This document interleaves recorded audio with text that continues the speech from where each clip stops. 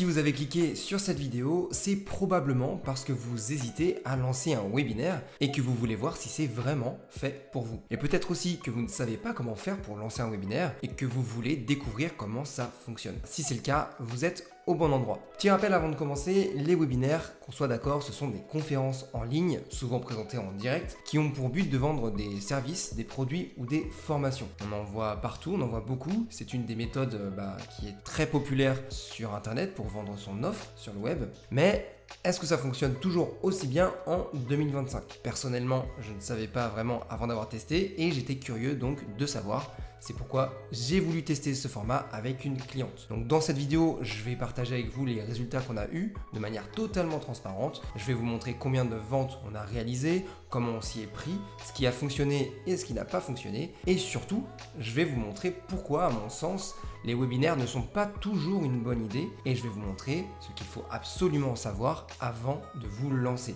si vous souhaitez tout de même en lancer un. Pour vous montrer tout ça, je vais vous partager mon écran pour vous montrer les différentes étapes qu'on a suivies pour mettre en place ce webinaire. Alors je m'arrêterai sur chacune des étapes pour vous donner un maximum de détails pour que vous puissiez le mettre en place facilement après avoir regardé cette vidéo si vous souhaitez toujours mettre en place un webinaire. Donc un webinaire, comme je vous l'ai dit, c'est une conférence en ligne et en direct. Donc l'intérêt ici, l'objectif premier, c'est d'amener un maximum de personnes à être présents en ligne, en direct le jour J, le jour de la présentation en direct. Et donc pour ramener un maximum de personnes, notre première étape, notre premier objectif, ça va être d'amener du trafic, d'amener des personnes à s'intéresser à notre webinaire. Alors pour ça, comme partout sur Internet, il y a deux méthodes d'amener des personnes à s'intéresser à une offre ou à une solution gratuite ou payante, peu importe. La première, ça va être de créer du contenu gratuit pour intéresser les personnes et puis promouvoir notre événement. La deuxième méthode, ça va être donc de lancer de la publicité pour ramener des personnes intéressées par notre événement. Nous, on a choisi d'aller vers la deuxième option, donc on a lancé des publicités sur Facebook et Instagram notamment pour attirer des personnes, pour leur donner envie de s'inscrire au webinaire. Donc pour ça, comme je vous l'ai dit, on a lancé des publicités, donc je vous montre les résultats très rapidement. On a eu un budget global de 500 € environ, et donc en tout on a réussi à attirer 131 personnes qui sont inscrites pour recevoir le lien et participer au webinaire le jour J. Donc si on fait un rapide calcul, ça nous fait 3,81 € par personne. Donc c'est plutôt intéressant, les pubs ont plutôt bien fonctionné, on était contents. Donc ouais, c'était plutôt un bon premier résultat. On a eu donc 131 personnes via les pubs, mais aussi 25 personnes qui sont arrivées via le groupe Facebook de ma cliente. Oui, parce qu'à côté, elle tient un groupe Facebook qui fonctionne plutôt bien. Et donc elle a rapidement parlé de son webinaire, ça a attiré 25 personnes supplémentaires. Donc en tout, on a attiré 156 prospects. Je précise au cas où, ces personnes, donc via la pub, on les a amenées vers une page d'opt-in, une page de capture sur laquelle on leur a demandé leur adresse email en échange du lien du webinaire. Donc voilà, donc ça nous fait 156 personnes qui sont inscrites et on les a fait passer donc à l'étape numéro 2. Donc là, le petit smiley que j'ai là, ça représente le prospect, hop, donc qui passe par la page d'opt-in et on fait passer donc les prospects vers l'étape numéro 2 qui est un groupe WhatsApp. Et oui, parce que les publicités, on les a lancées 2 semaines avant le jour J, avant la conférence en live. Et donc pendant ces 2 semaines, on a besoin de tenir une relation pour pas que les personnes nous oublient. Et surtout pour les motiver un maximum à participer en direct. Puisqu'on veut, encore une fois, qu'il y ait un maximum de personnes qui soient présentes le jour J en direct avec nous. Donc pour ça, on a amené les personnes vers le groupe WhatsApp pour, comme des mails en fait, chaque jour on leur envoyait un message pour tenir une conversation. Ça permettait donc de créer une relation de confiance parce que les personnes ne nous connaissent pas. Donc là, on leur partage du contenu, on leur partage donc de la valeur, on répond à certaines questions si besoin.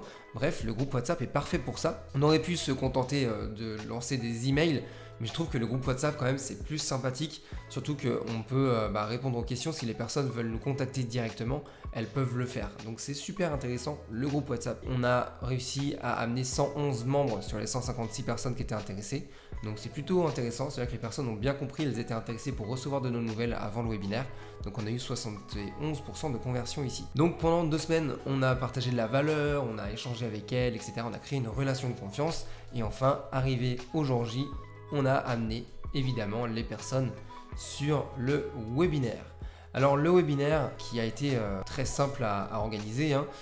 Nous de notre côté on a préparé notre webinaire avec des slides qu'on a créés sur Canva, donc vraiment en version gratuite, hein, c'est très simple à faire. Et on a amené les personnes sur Zoom qui est un logiciel que vous connaissez certainement, c'est un logiciel de visioconférence. On n'avait même pas la formule webinaire, on a juste coupé les micros de tout le monde au début et puis ça fonctionnait très bien. Donc sur ce Zoom le jour J, on a réussi à avoir 48 personnes présentes en live le jour J sur 111 membres, donc ça nous fait quand même 43% de taux de présence, donc vraiment c'est pas mal, surtout que c'était notre premier essai, c'était notre premier webinaire, donc vraiment on était proche des 50%, c'est plutôt pas mal, c'est même plutôt très bien, sachant qu'en plus pendant le webinaire forcément il y a tout un temps où on partage de la valeur et puis après à la fin on partage notre offre, et à l'annonce du prix on était descendu je crois à 32-31 personnes, donc finalement il y a pas mal de personnes qui sont quand même restées jusqu'au bout. Et maintenant ce que vous voulez savoir c'est combien de ventes on a fait et si on en a fait. Hop, sans plus tarder, j'enlève le suspense.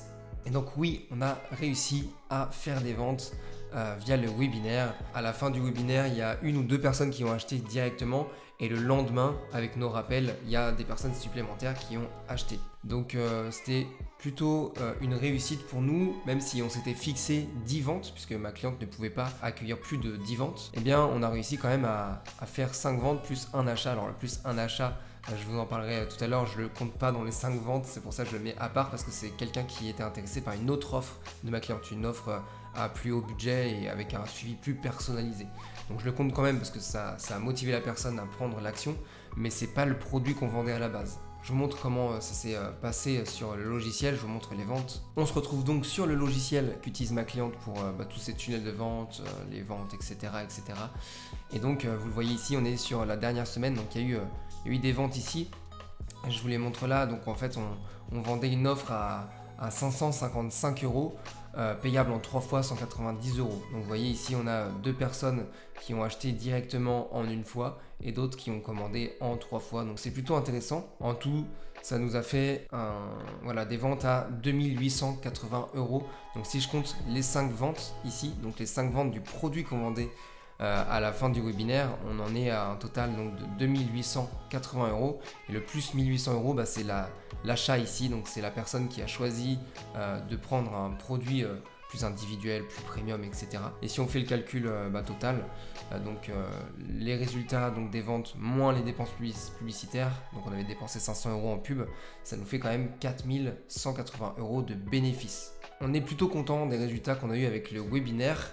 Mais il y a quelque chose que je vous ai pas dit. Et ce quelque chose, il se trouve sous cette barre noire et je vais vous le montrer tout de suite. Ce qu'il faut prendre en compte lors d'un webinaire, c'est combien de personnes achètent via la publicité. Parce que comme je vous l'ai dit au début de la vidéo, ma cliente, elle tient un groupe Facebook privé. Un groupe Facebook dans lequel elle échange très régulièrement avec les membres, elle partage de la valeur, elle crée de la relation de confiance, etc. C'est super intéressant. Et quand on a regardé un peu plus en détail les ventes, on s'est aperçu que seulement une seule vente provenait de la publicité originale.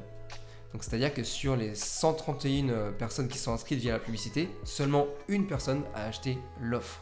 Les autres ventes, elles provenaient des 25 personnes qui provenaient du groupe Facebook, qui avaient déjà confiance en ma cliente, qui connaissaient déjà certaines offres, etc.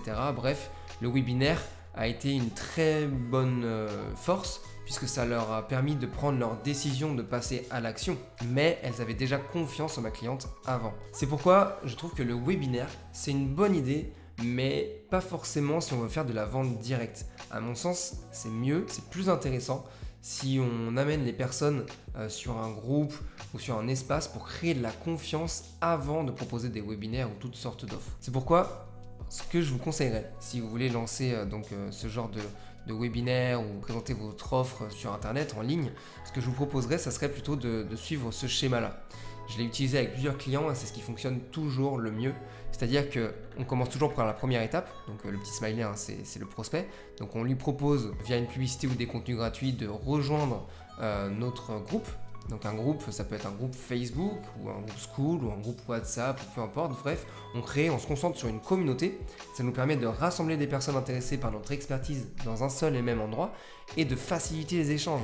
puisque l'objectif avant de vendre quoi que ce soit, c'est de créer de la relation. Et pour ça, on a besoin de créer une communauté pour créer une proximité. Et en même temps, ça nous permet de leur partager de la valeur. Donc via ce groupe, on va pouvoir leur partager de la valeur. Alors ça peut être des formations offertes, ça peut être des lives, ça peut être des challenges, ça peut être des workshops, peu importe, vous pouvez proposer plein de choses en valeur tant que vous pouvez aider ces personnes à avancer vers leur objectif. Et seulement après ça, vous pouvez proposer évidemment vos offres. Donc vos offres payantes qui peuvent être des formations payantes, des accompagnements plus individuels, des abonnements, etc. Vous pouvez vraiment proposer tout ce que vous voulez. Mais le plus simple pour la conversion, et ce qui sera le plus performant, ce sera avant tout de créer un système de groupe dans lequel on partage de la valeur avant de proposer nos offres et nos services payants. Donc pour conclure, je dirais que le webinaire, oui, c'est toujours une force, mais c'est beaucoup plus intéressant de présenter son webinaire devant des personnes qui nous connaissent déjà, qui ont déjà confiance en nos capacités à les aider. C'est pourquoi en 2025 et pour les années à venir, personnellement, je miserai tout sur la création d'une communauté pour ensuite, pourquoi pas, leur proposer des webinaires, des challenges ou d'autres choses pour leur proposer mon offre derrière. Alors bien sûr, après, on peut toujours voir des axes d'amélioration. Peut-être que dans le webinaire, on peut apporter de nouvelles choses, peut-être présenter ou partager des nouvelles ressources avant le webinaire aussi pour les préparer la vente, etc. etc. Enfin, bref, plein d'améliorations certainement qu'on pourrait mettre en place, mais je reste encore sur mon idée première. Le plus sain, c'est avant tout de créer de la connexion avec son audience via un groupe ou une communauté. J'espère que cette vidéo vous aura donné des réponses ou des pistes si vous souhaitiez lancer un webinaire. Je vous remercie de m'avoir regardé jusqu'au bout et je vous dis à la prochaine. Ciao.